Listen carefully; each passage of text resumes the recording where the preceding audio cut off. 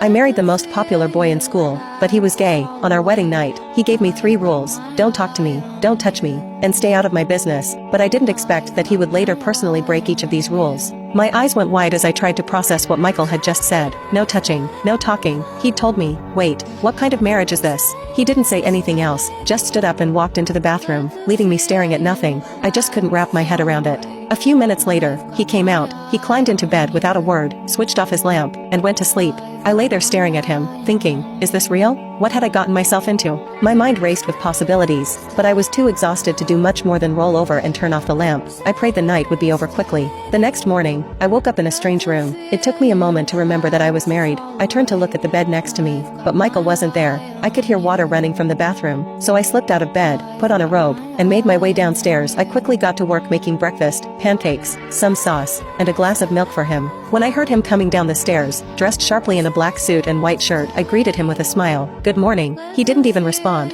I was taken aback but tried again. I made breakfast. Hope you like it. He picked up his briefcase, ignored me, and walked straight out the door, saying, when I give a rule, I expect it to be followed. I stood there, stunned. Was this a joke? How could we be married and he wouldn't even talk to me? What kind of relationship was this? I tried to brush it off for the time being. Maybe when he came back, I could talk to him about all this. The hours dragged by, and still, he wasn't home. I made dinner, hoping he'd at least come back for that, but by midnight, he still hadn't shown up. I gave up waiting, climbed into bed, and turned off the light. Out of nowhere, I opened my eyes to find Michael staring at me. I nearly had a heart attack.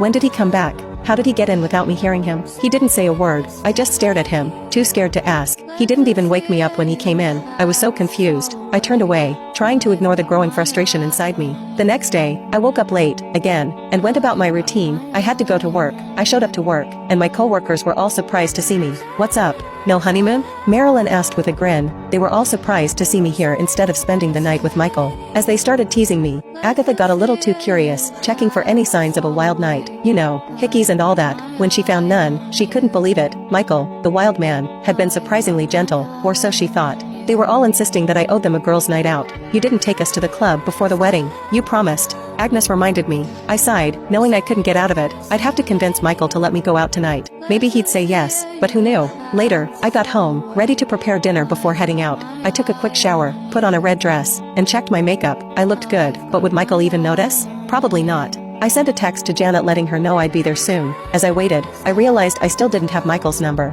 I hadn't even asked for it. But before I could do anything, I heard the door open, and there he was, back from wherever he'd been. I tried again to talk to him. I made dinner. Want me to heat it up? He ignored me and kept walking up the stairs. I'm going out with my friends. I tried, but he stopped dead in his tracks. He turned around, his eyes burning into mine. I gave you a rule. Do you need me to spell it out again? No talking to me. His words hit me like a punch. I tried to hide how hurt I was, but it was hard. Okay, am I allowed to go out with the girls? I asked quietly. He didn't answer, just walked up the stairs. I couldn't help but sigh and make my way out. At least I could escape this weirdness for a bit. I caught a cab and headed to the club. Meanwhile, in the upstairs room, Michael stood by the window and watched the taxi disappear into the distance. Go and find the club Mrs. Brown is going to, he ordered. You have 10 minutes. When he hung up, his eyes lingered on the empty street, a frown on his face. In the club, I drank with my friends, listened to music and talked and laughed. I didn't know Michael was in the club. The bodyguards greeted him respectfully, and he strode in, scanning the room with piercing blue eyes. He picked me up right from the VIP lounge upstairs. I was sitting at the bar, talking to my friends, laughing. He frowned when he noticed I was wearing a short red skirt.